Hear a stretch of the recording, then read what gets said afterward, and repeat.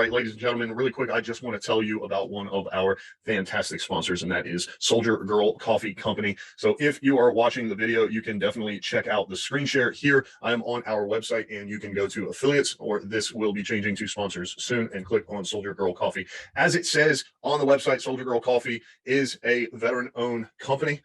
They definitely provide the absolute best coffee I've ever had.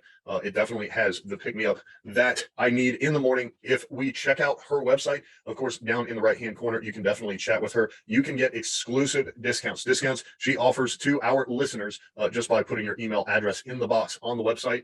As you can see right here, she has French vanilla cream, 100% Colombian, snickerdoodle Hawaiian hazelnut, and she offers regular as well as CBD-infused coffee. So be sure to go and check out her website. Of course, you can get there by going to our website at businessandbrewshow.com/soldier-girl-coffee, or you can just click the link in the show notes and it'll take you right here. You click on view products and it takes you over to shop around. She even has a little bit of merch. I know when I ordered my bag of Colombian roast, I really enjoy Colombian roast, and she has the best Colombian roast that I have ever had. And of course is a veteran-owned business, but I got a sticker as well as a thank you note. So I really enjoyed that. So now I have my very own Soldier Girl coffee mug that I can drink my Soldier Girl coffee out of. So once again, right now, exclusive discounts just for our listeners. Everybody drinks coffee, whether you're a veteran or a business owner. You're going to need it. You're going to need it for your staff. You're going to need it for your break room. You're going to need it for your house. So go ahead right now, click the link in the description, in the show notes, right here, right now, and go get some Soldier Girl coffee today. Ladies and gentlemen, I am super excited and absolutely have to tell you about a phenomenal way to build your website and keep it up to date.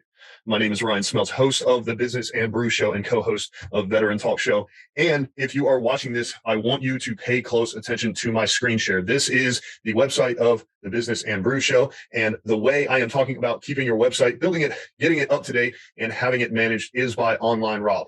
So Rob is absolutely phenomenal. And what I absolutely love about this is he was able to customize the website exactly how I asked him. So as you can see, the homepage has a ton of different pictures from different episodes. Of course, here on the episodes page, you're able to listen on your favorite platform, whether it's iTunes, Spotify, Stitcher Radio Public, iHeartRadio, or Castbox.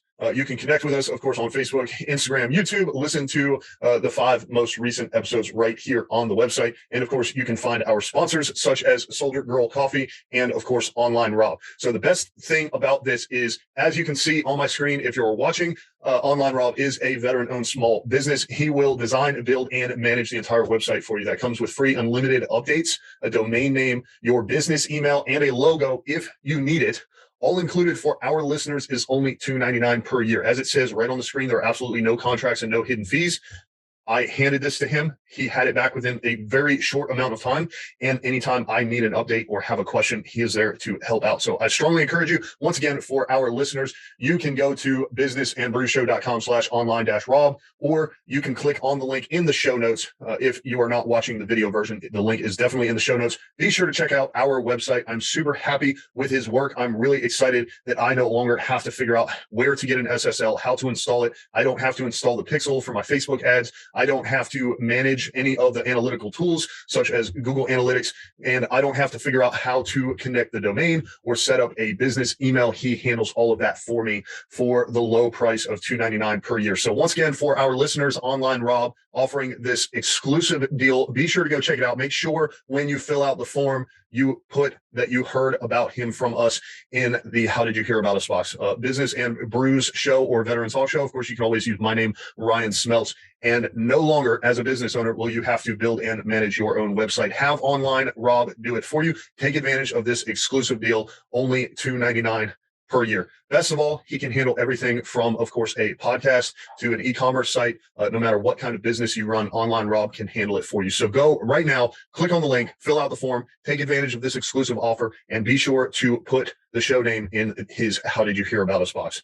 Now, let's get back to the show.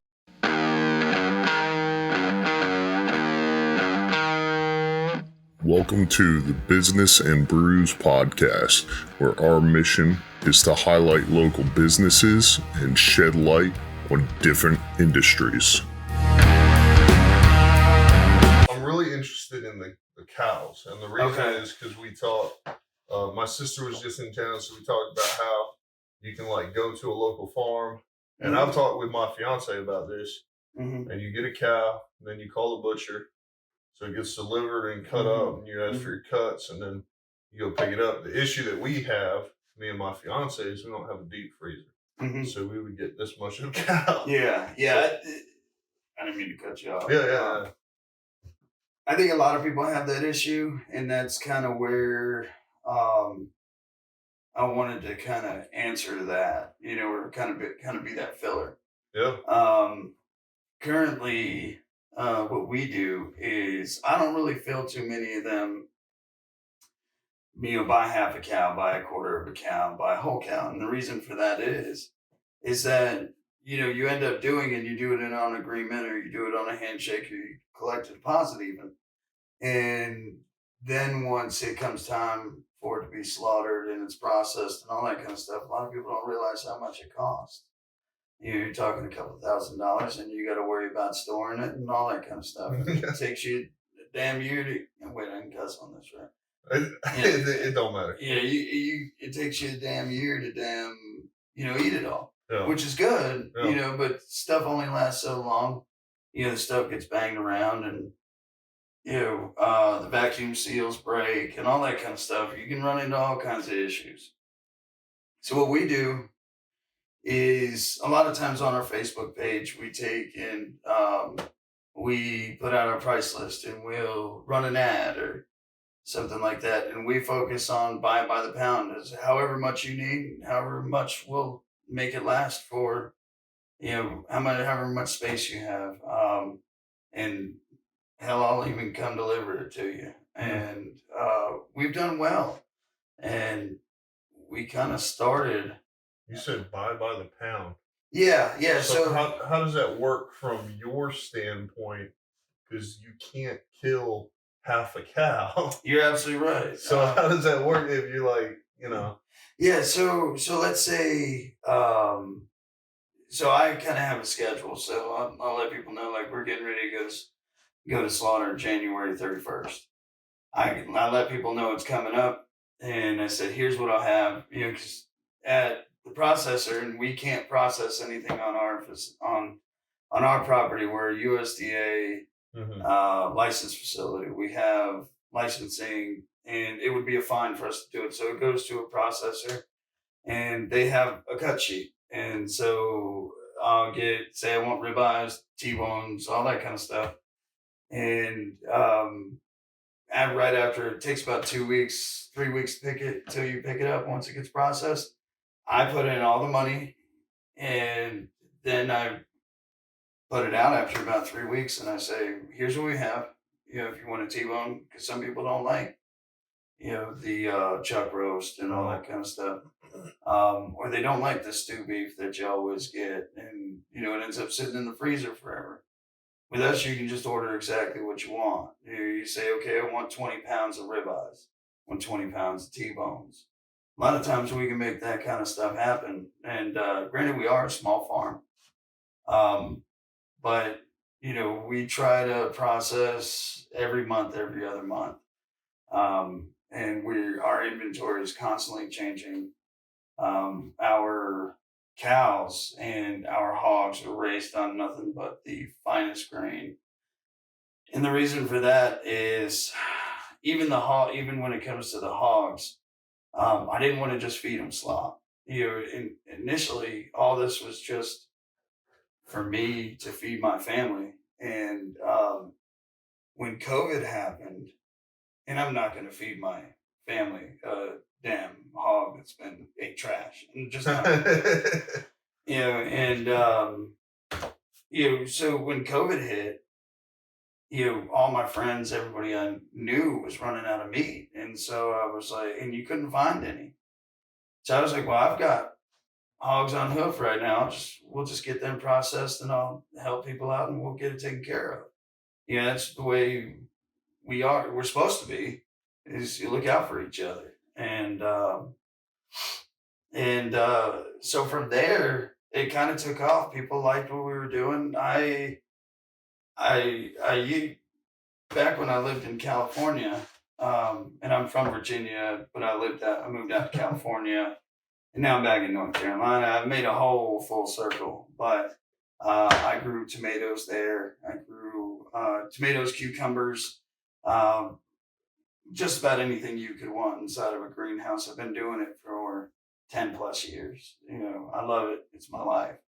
I've got a passion for it. I've got a passion for raising clean food. And because me and my family, we have this huge belief. And I wouldn't even say it's belief that what you put in is what you get out, and if you're putting trash in your body, that's all you're going to get out. You're not going to be healthy. And, so it ended up taking off and people really liked it and they just kept calling. And so we started with just having a couple chickens and a couple goats, and someone gave me some hogs. And from there, because then I wanted to be a roundabout, one-stop shop. Okay, you want your pork, you want your beef, we'll get you covered. We got you covered for all the holidays. If there's something you want, because I always go to slaughter right before the holidays, and you can say, okay, well, I want a brisket. I want um, really any cut you could think of. I think right now one of the popular ones is picanha, which is a top sirloin cut, just with about 1.5 inch layer of fat. We do stuff like that. It's really, really trying to be quite personable. Every single person, every customer I hand deliver everything. We're looking into mailing it, but right now the shipping costs are so expensive. And to be honest with you, I can't hardly trust that, the UPS or whatever shipping service that we're using is not going to let our customers down. And I can't, in good conscience, charge someone, 50, $60 just to send them a couple pounds of sausage because shipping is expensive, And so, yeah, that's kind of how we started, and that's kind of what we're doing.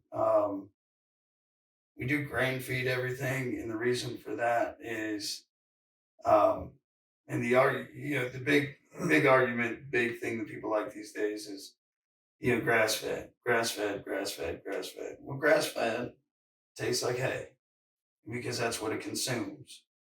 And if you think about it, if you're a vegan, if you're vegetarian, whatever, or if you're just really a clean eater, or if you work out, you're going to put vitamins into your body. You're going to do stuff that are all natural,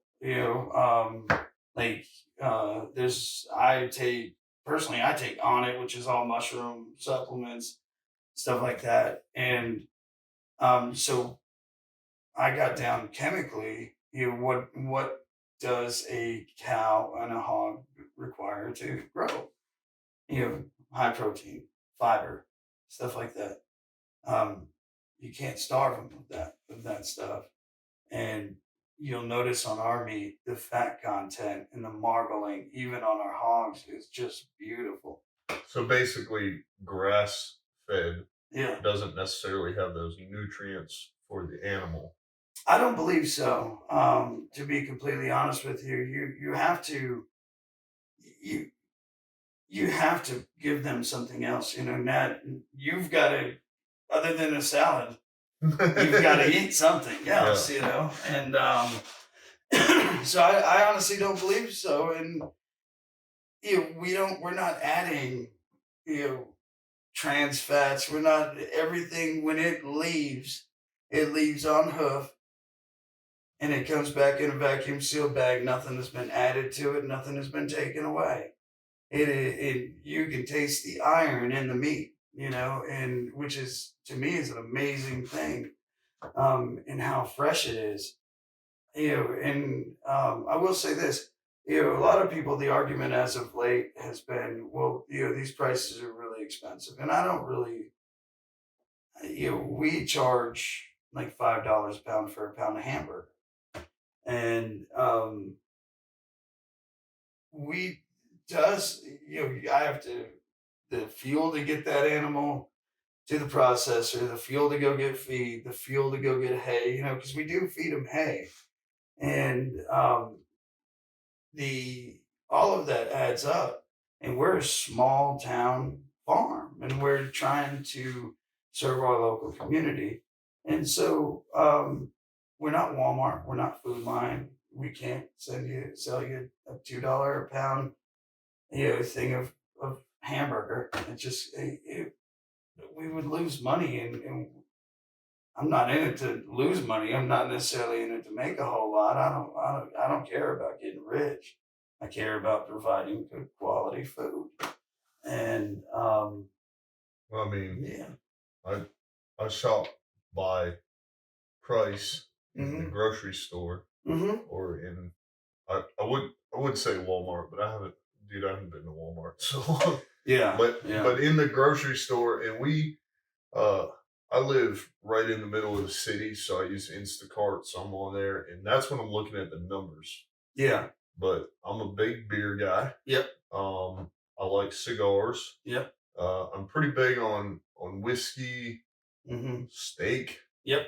When I go to get those things for the quality Mhm. of the drink, of the tobacco, of the Yep. meat, I'm no longer looking at the price. Yeah. Now I'm Exactly. assessing. It's much like I just had an Army veteran on, Mhm. Kurt Ballish of Ballish Woodworks. Yep. He's got a coffee table in his shop, and he told me the wood around the edge of it. I guess technically you would call it the trim. Mhm. Now you're talking about a table that's like, maybe this big around. Yep.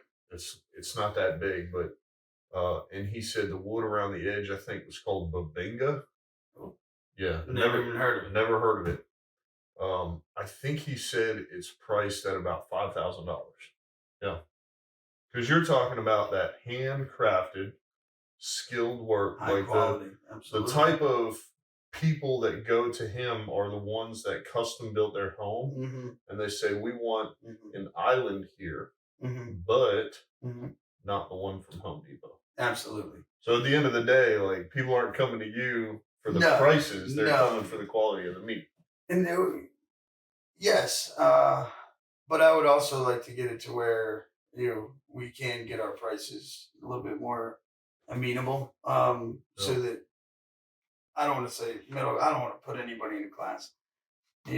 Anybody can feel like they can afford it. And with the raising inflation and everything that's happening right now, everybody's prices are going to continue to go up, continue to go up, continue to go up, and I can guarantee you this because it's important to me. It's important to provide good quality meat, and it's important to me to take care of people. Is that we're not going to raise our prices just because everyone else is raising their prices.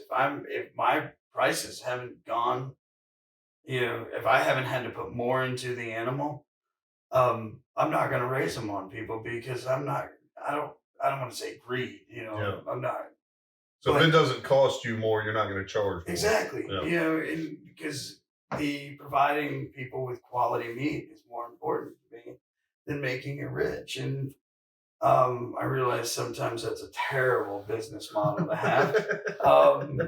But at the same time, I think our generation today, the generation of the Iraq veterans, the OEF veterans, and we can see through the bullshit, And if someone's not genuine, and not even just the Iraq and Afghanistan veterans and OIF and OEF vets, anybody who's our age, who we can see through the bullshit, and if you're not 100% real and 100% behind your company, I'm not going to support it, Yeah. because you don't support it yourself, or if I see, oh well, you're just doing that for greed, well, like Bezos, no, I don't need millions and billions and all that kind of stuff. I just want I want to provide people with good quality meat, and so yeah. So you mentioned, and we haven't talked about this on camera. But since Mm-hmm. you mentioned OIF, OEF, so Mm-hmm. so going back, just brief on the military career, and then kind of getting out of that, like what Mm-hmm. led you into farming and stuff like that. Yeah.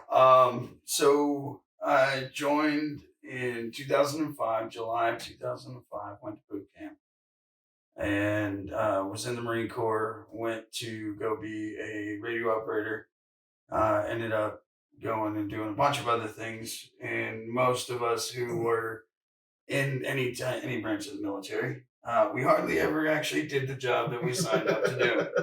And so 06, 07, I was in Iraq. 07, 08, I was in Africa. Operation fell under the Operation Enduring Freedom. Yeah. This is back before they had the Afghanistan ribbon, and you still got like an expedition, hell, I can't remember the ribbon.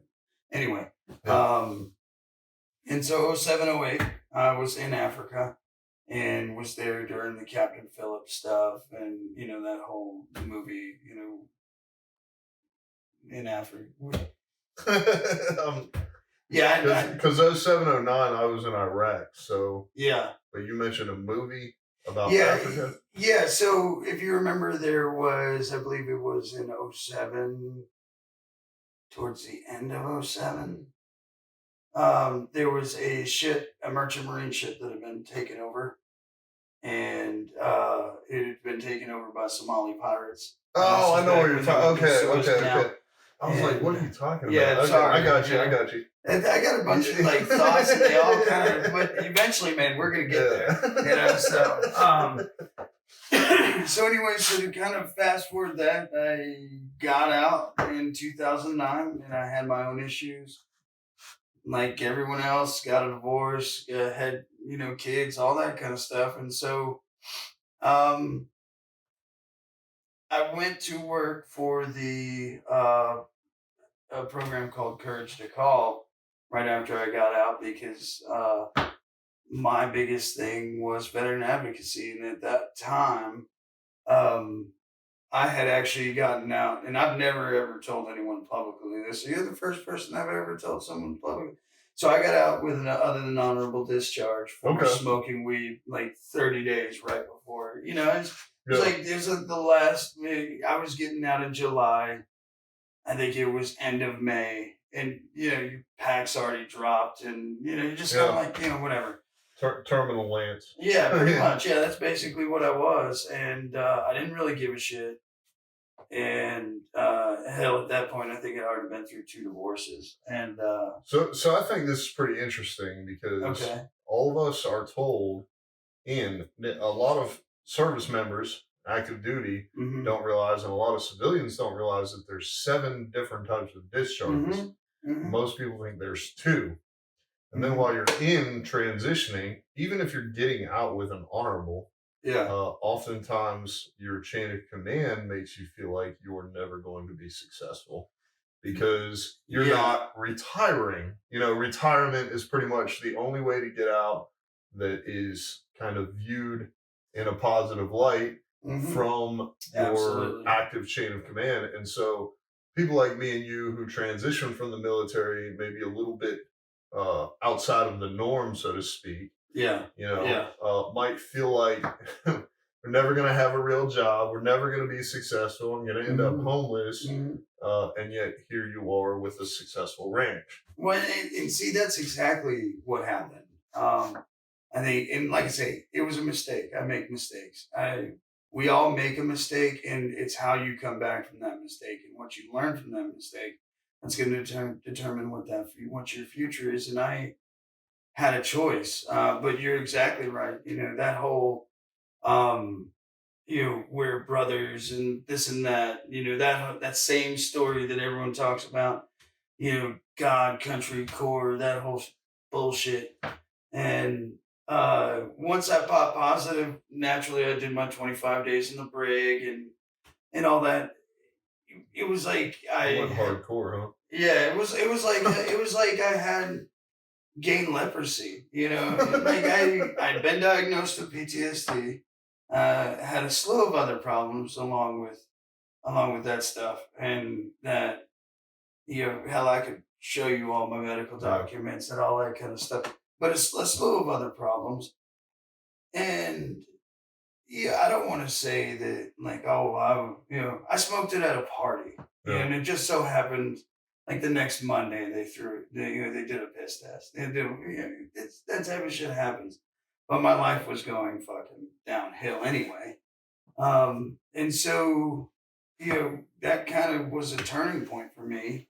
But anyway, so back to, I want to finish this thought is, that whole we're brothers, we're always going to be there for each other. That whole alma mater, I guess you could say. As soon as I got out of the brig and I pop positive and all that kind of stuff, it was like I'd gained leprosy. Like Yeah. no one would talk to me, and it's all you kind of realize like it's all a facade, and I still love my country. I still love, the fact that I was in the Marine Corps, but that doesn't define who I am. I think it's what I did after I got out that really defines who I am. But I remember, there was this staff sergeant whenever I was getting out, and I was signing my separation papers, and he was like, "You will never be on. You're not a veteran. This and that. You've dishonored the Marine Corps. You've dishonored your family." And I'm like, "Look, man, like I actually made it to my EAS and actually stayed in 2 days after because it was a holiday weekend. And so I got stuck there, and so like, how can you say that I dishonored? I'm 30 days before I got out, I made a mistake, Yeah. and so that kind of drove me because turns out there were a lot of guys who were doing that and using that stuff as a coping mechanism. And so I ended up getting a job at for a mental health advocacy, Courage to Call. And like we were talking about, was asked to help start the Veterans Treatment Court in San Diego and help them build a mentor team, which the goal of the team was, let's say we're both OIF, OEF vets, probably around the same age. Yeah. And is I would take and we would be given a caseload, and I'd match you up with someone that was like service era, so that you had stuff in common with them, and someone who was successful and unsuccessful. You Yeah. had someone who made a mistake and someone who's successful, and Peer support. peer support. Yeah. Yeah, exactly. Yeah. And so I was trying to think of what it was called. I was like, yeah. And so I did that, and then I think I just got tired. I got tired of got tired of shouldering everyone's burdens, because I was dealing with my own stuff as well. yeah. And that's when I got into farming and working greenhouses in California. And I met my wife, and her family is great, and they're all from Hawaii and natural hippie, kind of. And so it really influenced my path, and so I got started farming, and that was in 2011, and I've been doing it ever since. I love it. There's something about being with an animal or being with a plant, they depend on you, they don't they only have you to survive, and they were they and so for me it almost became, I don't want to say spiritual, but something that really took off a lot of stress, in other areas of my life and things that I was working through personally. And so ultimately the goal is, that I'll be able to retire doing this. I'll be able to teach my kids how to do it. I will be able to, our family name will live on and leave a legacy for my kids. And that's kind of, Yeah. we kind of dove into that one pretty quick. No, that's all right. Yeah. I don't know if a lot of people on this show know, but on the Veteran Talk show, I got a general. Mm-hmm. So, really because I was able to use my GI Bill, because they were trying to give me an OTH, but I got a set board Yep. because I had been in for more than 6 years, Mm-hmm. and the colonel bumped it up to a general. So, it says general under honorable conditions. Yeah. So, because I got full benefits because I was in for 10 years, I served 2 out of 3 contracts with full honorable. Um, there's not much difference between me and someone with a honorable discharge, except my DD 214, the RE code, reenlistment eligibility, and the chapter, and the rank I got out. Outside of that, so obviously, because I tried to get back in for 3 years after I got out, I tried the Army, I tried the Marines, tried the Coast Guard, tried the reserves. Yeah. Couldn't get back in after 3 years. They want you to go back through basic. Yeah. Now I'm fat and old and get and out. drink too much beer, so Yeah, that's it. Yeah. Well, and I've thought about upgrading, and the reason I don't think I have is because at one point it was the government. You kind of felt, not to get like, you kind of felt used and abused, and then they were just like, all right, well, you fucked up this one time, we're done. No. And so I've kind of always had it in my head that, well, fuck them. They don't need me. I don't need them. And I'm not going to upgrade, and I'm not doing the VA shit. And, since then I'm in the VA and all that kind of, there were some things that previously happened that my wife was like, some shit is not right and you need to go talk to someone, so. Well, you had 2 deployments, so it's like, Yeah. I never went to Afghanistan. When I was in Iraq, like, I was on BBC, so we had Cinnamon and Toby Keith and all that kind of stuff. I wasn't out there like the buddy I talked about near the Syrian border where things are. We got blown up. We took IDF on one of the courthouses, and there were plenty of small arms fire and some EFPs. Luckily, we left 100%, came back 100%. But I'm not trying to downplay my deployment, but in comparison to what some of the Marines I know saw, it was nothing. Well, I don't know, the way that I don't really have a way that I look at that. I look at all of us have our own experience, and your experience, is your experience. No. It doesn't compare to mine, and not in a bad way. You shouldn't have to compare yourself. You shouldn't. No one should be like, man, well, my deployment, I wasn't doing what you guys were doing, so mine didn't be. You know what I mean? Does that make sense? Yeah, in a sense of PTSD, like they told me I had it when I got out. Yeah. And I'm pretty sure that's because I had deployed. Yeah. Didn't really have like a lot of the more extreme symptoms that come with that. Yeah. Applied for the disability through the VA and got denied.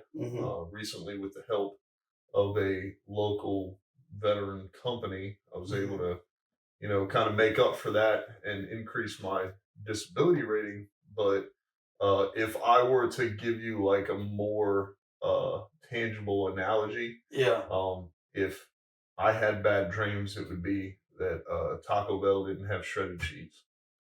The goat cheese. I'm just saying, when you went up to the Victory Base complex and you went over to the PX, like it's this giant, huge store, and they had the T barriers and HESCO barriers all along the outside, and you had this big walkway, and then you had the tents with the picnic tables, and you had the bazaar, and then you had cell phone, internet, you had the sew shop. So you could literally, like, when you walked through there, if you walked around the half circle on the outside of the PX, it was just whatever you want.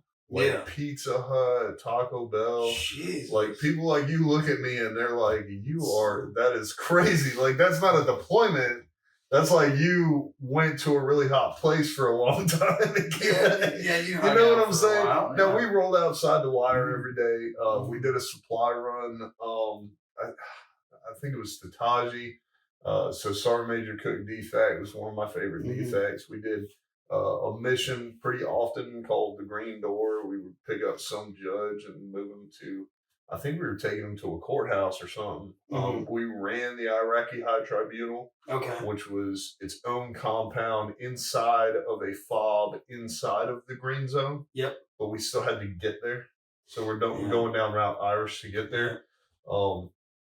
So I did all kinds of stuff, but at the end of the day, when I was at home in Iraq, a mile or so down the road was that there was PX. Taco So it's like they would set up a stage and have musicians and stuff come in and play. It's like you're not on the Syrian border, like you know what I'm saying? Yeah. So were you there when they hung Saddam? No. But I walked through the death house where he got executed. Really? Yeah. So that was Operation Silver Scorpion. And no Americans are allowed to be in there while they're running it. Really? But Operation Silver Scorpion, because I was an MP. Yeah. So Operation Silver Scorpion, we handled everything up to the door. So we ran that a few times. I tell people that I have boots with his blood on them. I walk below the gallows. Yep. And you know how Iraqis clean, like they spray water. Yeah, they spray water. Yeah. But we went up there and we like pulled the lever and listened to it. I was looking for pictures and videos of it because I had them on a hard drive, but that thing is so old. But yeah, so I wasn't there, but I met his half brother, his uncle. See, I remember because I was there when he got hung, not in Baghdad, but it was like videos just immediately started. I remember watching it the day he got hung and was just like, "This is amazing." You know, I mean, I think that was. I don't even know if like you would even like say I felt victory. You know, and I got a piece of the marble from his palace. Oh, that's awesome! Victory over America. Yeah, it's badass. We put a JDAM through. But I mean, it was a good time, but it was very cush in comparison. So, but yeah, that definitely. I like that you were kind of able to take that experience and use it with courage to call and the courts that you talked about. Yeah, I've heard of those before. Yeah, I didn't know they expanded to San Diego. But, I guess being able to kind of pilot that program, and then you also talk about taking care of the animals and the plants, and it kind of seems like that's a unorthodox version of therapy for you. It really is, and I think I don't want to get on like my medication soapbox, but I think in lieu of a lot of the medications that they give people and that people are prescribed, if you think about it, all you really need is something to take your mind off of it at that time. Yeah. You know, and not to say like, oh, well, I'm having a flashback of my PTSD, but you legitimately start thinking about stuff, and it makes you sad or depresses you. All you really do is you need to find something else. I used to train a lot. I worked out at the gym. Kind of gone from working out to training to Muay Thai to MMA to Jiu-Jitsu. I've done it all just in the pursuit of how can I free my mind and kind of take my attention off of this. And it was like once I got into farming, and well, of course now naturally a ranch, but we talked about the definition of those too earlier. But it was just like it's something that I feel a calling to do. It's I don't want it sounds so stupid, but I'm like, you feel one with nature. You feel connected to your ancestors. We are doing things today that people did 50, 60, 70, 100 years Yeah. ago. And that's amazing. And if um, I think a lot of people have forgotten where their food comes from outside of it just shows up in a grocery store. And, it's important to remind people because if we don't have ranchers, we don't have farmers, there is no food. Yeah. You can say, well, I think I saw in China they were doing 3D, they figured out how to 3D print food. Seriously? Yeah, I mean, you honestly have to. I think we as a people need to get back to our roots, and we need to. Um, you we can't forget where we came from. In terms of our food and the way we consume it, and um, just to get a deal, just to get a sale, you know eat quality meat, eat quality food. There are tons of farmers out there who are just breaking even just to put food on everyone else's plate. Yeah. And I'll tell you this: when people think they're a bunch of farmers that are rich and we make a bunch of money, that ain't the case. Yeah. It ain't us who's making it; it's the person that we're selling it to, or the person. Like if I sell it to Food Line's going to be the one making the money on that. I'm going to be taking a cut because, well, I want Food Line to buy 300-400 pounds of meat because, well, that puts more money in my pocket a lot at one time, if that makes sense, versus me selling it individually. And we had meat in stores and stuff like that. But I got to thinking about it and I'm like, well, wait a second. So if this store decides to walk away, what am I going to do? I've got a business. I've got my life savings invested in this. What am I going to do? How will we survive? And so that's where we started selling to the individual customer because we want to, we want to have that pyramid, that good solid base, good solid customer base, and grow it from there. That way, and I don't want to lose a customer. I never want to lose a customer, and it hurts if I do. But if we do, we still got a solid base. We will still be there. We are sustainable. We're not going anywhere. And yeah, I think that's just a very important thing to say right there. Because a lot of people, they forget where their food comes from, and you got to support local people. You got to support local businesses. Or else, well, what else do you want? Food Line, Walmart, and Target, and Jeff Bezos and his whole army freaking run shit. Yeah. Ain't gonna. No, we need to do it ourselves. Yeah. And ain't no sense in everyone getting rich. So with basically with all the animals that you handle, I know we talked about this a little bit before. Mm-hmm. I think it was off camera, like the difference between the advantages with goats and cows and what you have and like what people. I know you talked a lot about cuts. Yeah. You had mentioned one that I've never heard of. So yeah. Tell me a little bit about like the different meats or animals and cuts and Oh man, how all that works. Wow. So you have basically, and I hope I'm going to answer your question properly. So if you split, an animal in say 4 quadrants, say 4 quarters. You got 4 quarters. You got 2 shoulders, two hind legs, 1 tenderloin, and you've got all the meat, the ribs and stuff like that. 2 ribs, and so the thing that I've realized is that goats they cost a lot to raise. You don't necessarily get a lot out of them, and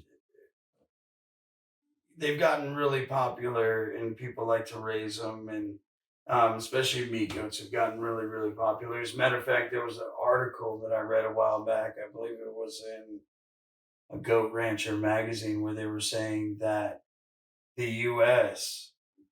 they have to get goat meat. The population of goat ranchers in the United States cannot fill the demand for the meat. And that's the reason. Really? Yeah. Yeah. The reason is because you may only get, goat weighs what, 300, say 250 to 350. It's kind of where they range from. You're going to get 50, 60, 70% back on the meat. You're naturally going to lose stuff to fat and all that kind of stuff. And so you may get back 150 pounds of meat. Well, it takes a lot of goats to fill that demand. But what they don't tell you, though, is a goat is one of the biggest parasite resistant or parasite susceptible to parasite animal that you can have outside of like a horse or something like that. And they are expensive to raise.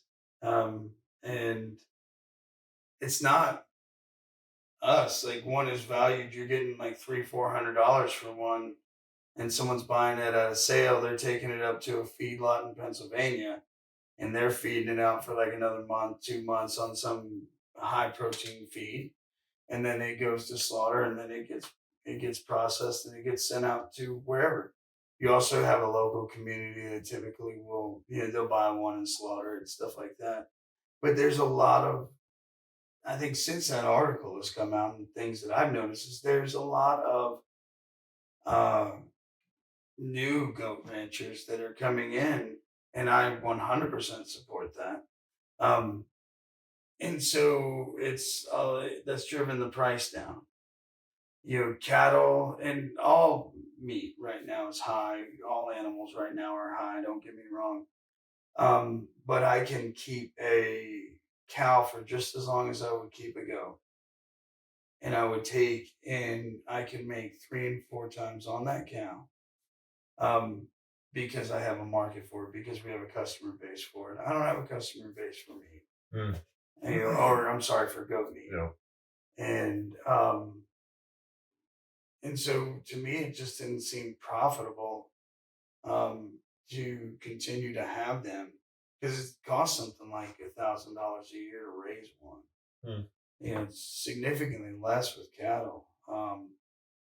And you keep in mind, that's not to say, oh, well, like I'm not overcharging anyone. I'm just, I'm trying to figure out ways to make things more cost efficient for everyone. Yeah. And on a small time scale. Yeah. We're never gonna.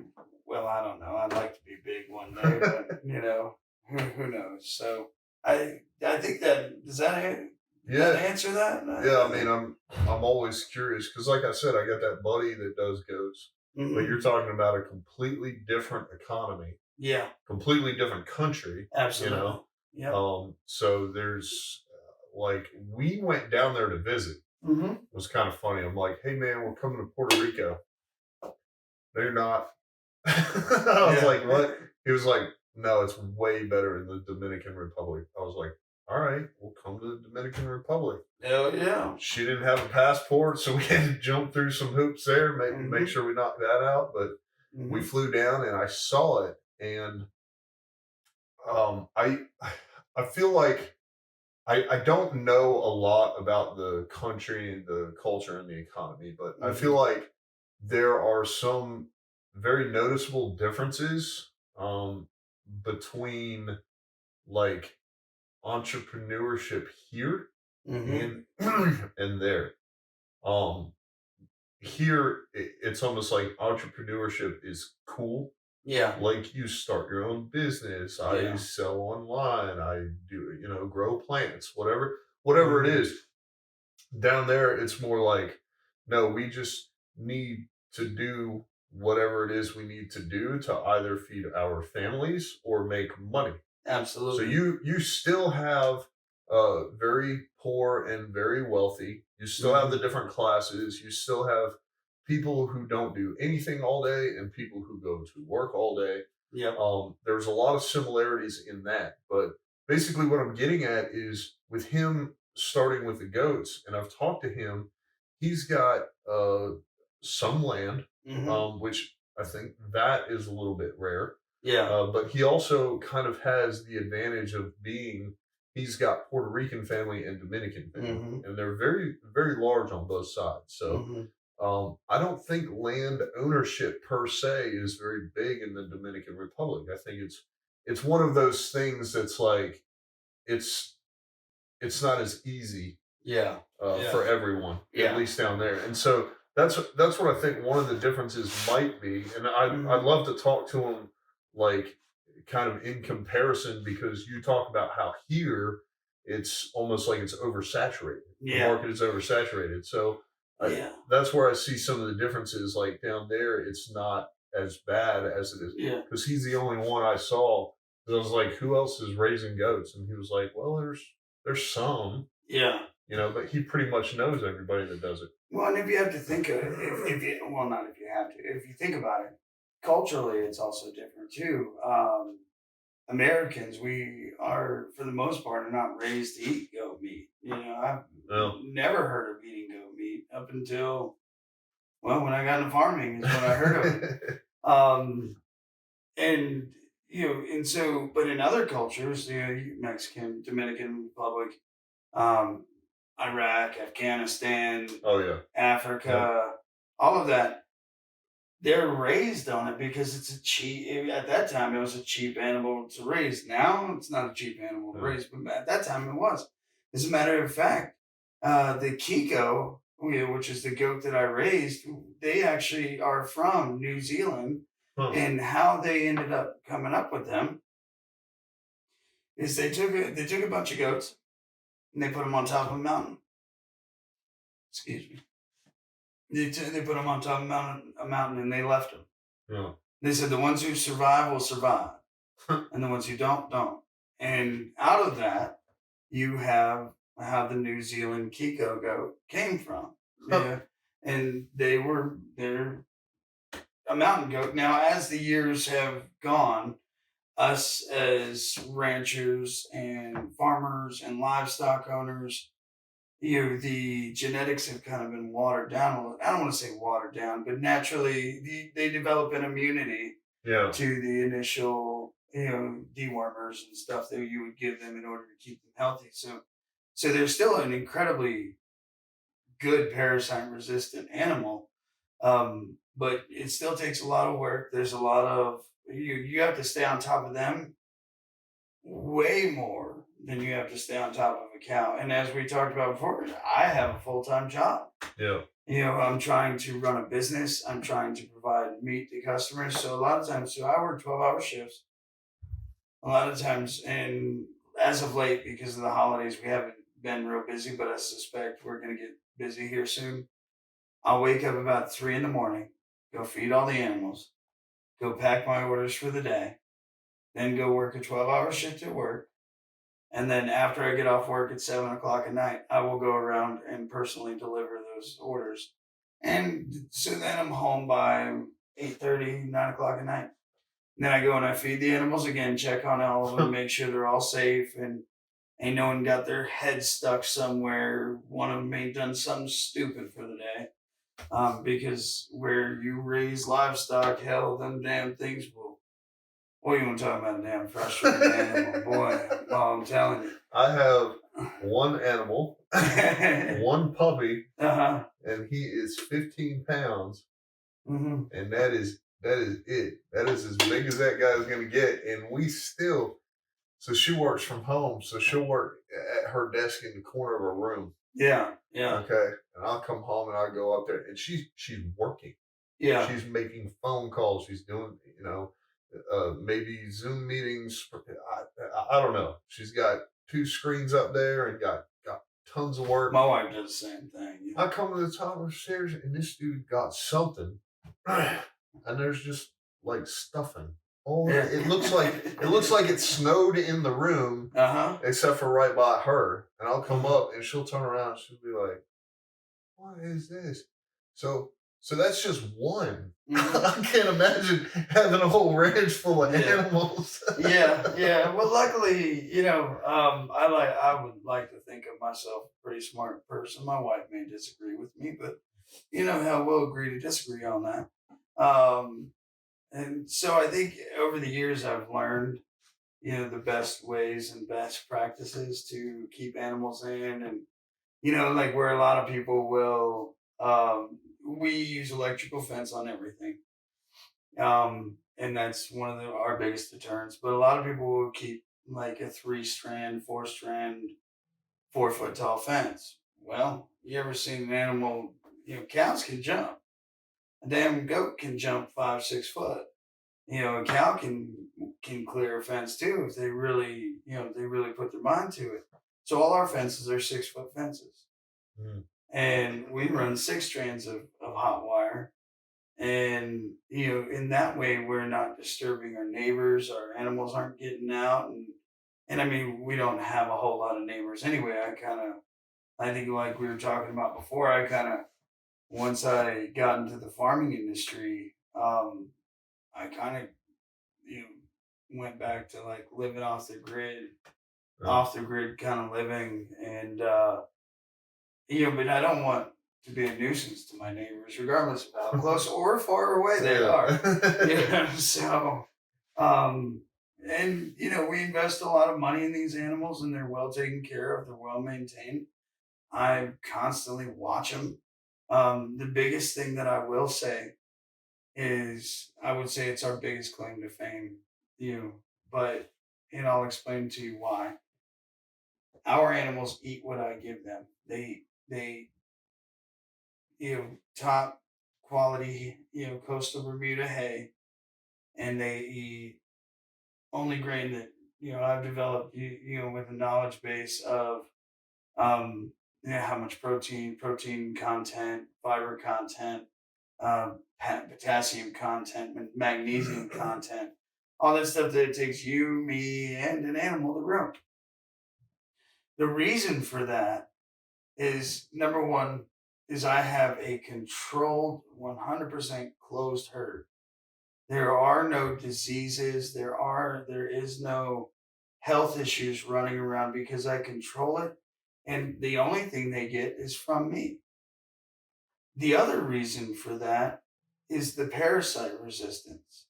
The parasite resistance is incredibly high because they're not eating off the ground. They get parasites from eating on the ground and grazing. Grazing say below 3 inches. Um, Mine don't even. They eat some grass, but they definitely ain't eating it down past 3 inches. And so we provide that to them in order to raise a healthy animal, a quality animal, and to ensure that when I tell you this is the quality of it that it's going to be, that is the quality that you're going to get. And I can 100% guarantee you that. And if there's an issue wrong with it, I can promise you we'll make it right. So you mentioned it about the grazing. They eat what you give them. They don't graze past 3 inches. Like, I guess because I haven't been there. So like, how do you know? How do I know? Or how do you control that? Well, the thing is so take a look at it like this: kid in a candy store, right? Or well, kid at the dinner table. A kid at the dinner table who knows they're not getting any dessert, they're just going to eat their food. But a kid who knows they're going to get some dessert at the end, they're going to try to do little tricks and stuff like that to get that candy. Now, which would you prefer? Would you prefer to eat a salad, or would you prefer to eat a steak? And the same exact thing. A cow is the same exact way, and an animal is the same exact way. If I'm constantly giving it stuff, high quality stuff, that it would prefer over grass, it's going to stay off that grass, just like us.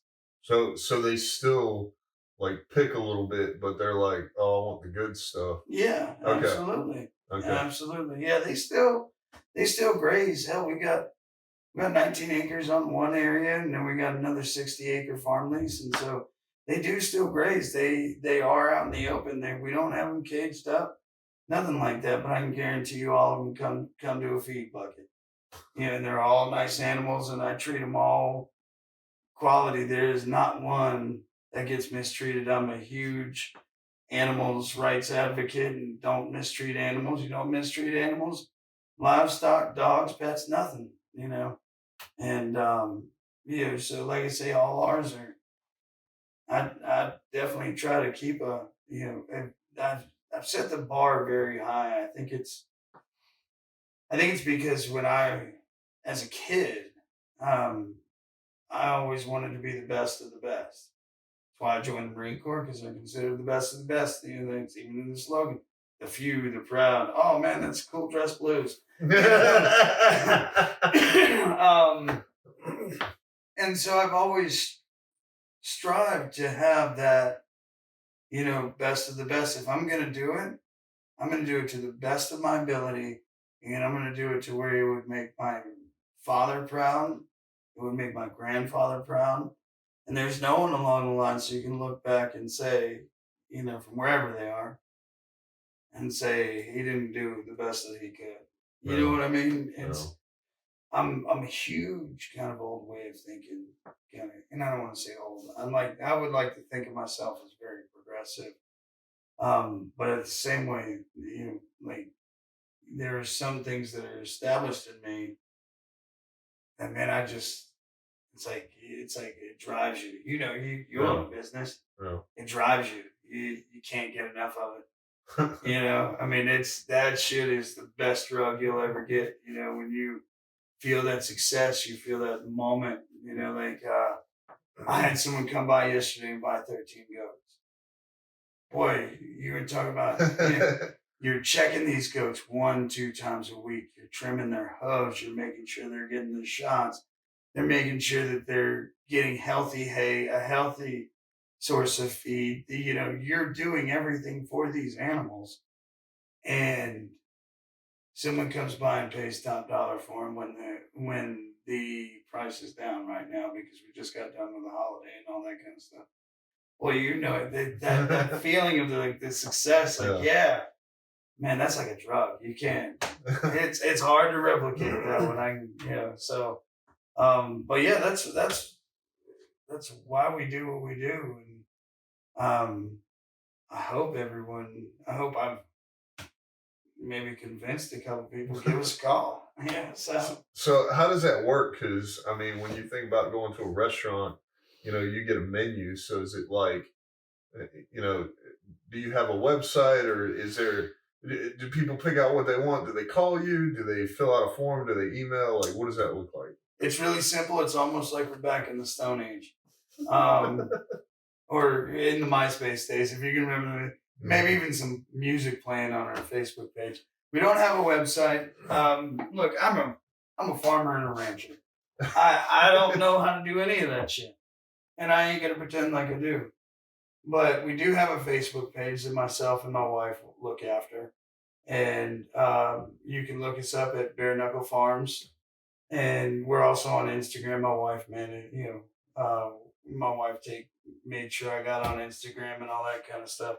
And we're at Bare Knuckle Farms NC there. And you can send a message. There's also a phone number listed on the website or on the Facebook page where you can give it a call, and it rings right to my phone. Okay. So if you want to debate with me about grain-fed, grass-fed, the difference and all that kind of stuff, by all means, give me a call. I'll be glad to sit down and talk to you. Hell, you can even come out. So once there, like I said, give us a call, shoot us a message from our Facebook page. Once again, at Bare Knuckle Farms. And most of the time you're talking to me, and you can look on there. We'll have a price list available.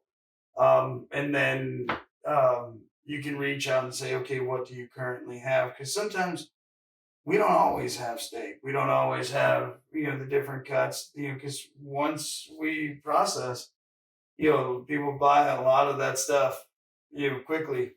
And so they'll say, okay, well, what do you have? And I'll send them a list of, here's everything that we have. Here's the price per pound. And then you can kind of take it from there.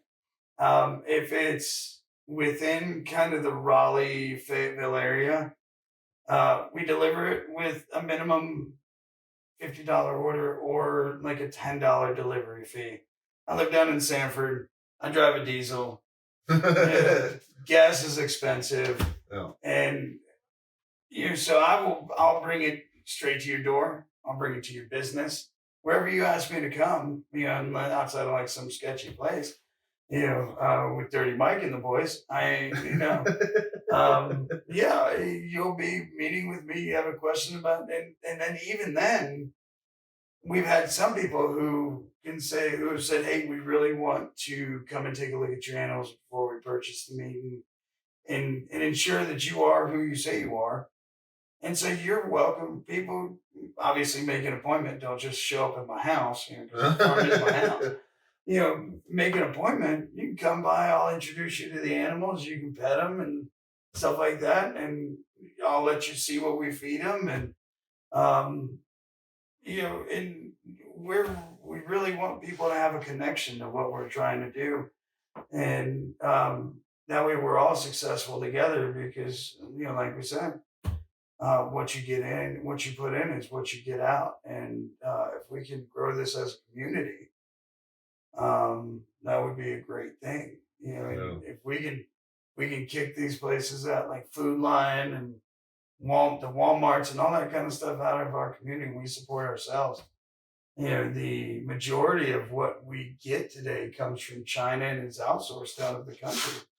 When we have people here who have the ability to do it, um, but it's not happening because people are going to those big box stores. No. And so if you kind of change your mindset, say, hey, work a little bit. I don't want to say work a little bit harder, but okay. So every Sunday I need to see Matt. I need to, on Friday or Saturday, I need to contact Matt at Bare Knuckle Farms, let him know the meat that I want, make sure and ask him if he can deliver it. And then you don't even have to leave the grocery store. I know there are other businesses that we've all run into where they, specifically, I know there's even some here where they deliver boxes of vegetables, and weekly or monthly or whatever. You can kind of pay a subscription fee. There's all that kind of stuff, and I think people.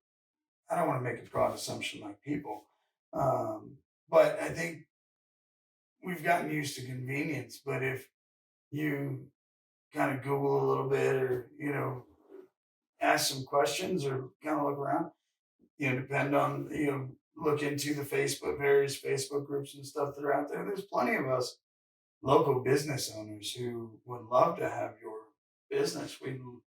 Shoot, man, my family, that's how I feed my family. No. And it's something that I love. I can guarantee that. So yeah. Well, it's crazy, man. I mean, I didn't know something. I guess you could say as small as your ranch exists, because you always think of farms like.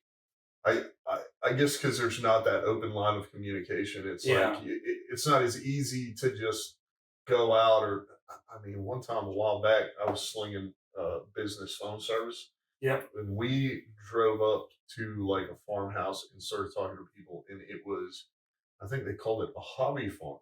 Mm-hmm. So they don't do anything close to what you do there. And I was like, I don't understand. What do you mean? They were like, well, we live here. Yeah. And this is all for fun. And I was like, oh, okay. Yeah. So it was pretty crazy, but a lot more of the sports and stuff like that as it relates to the animals.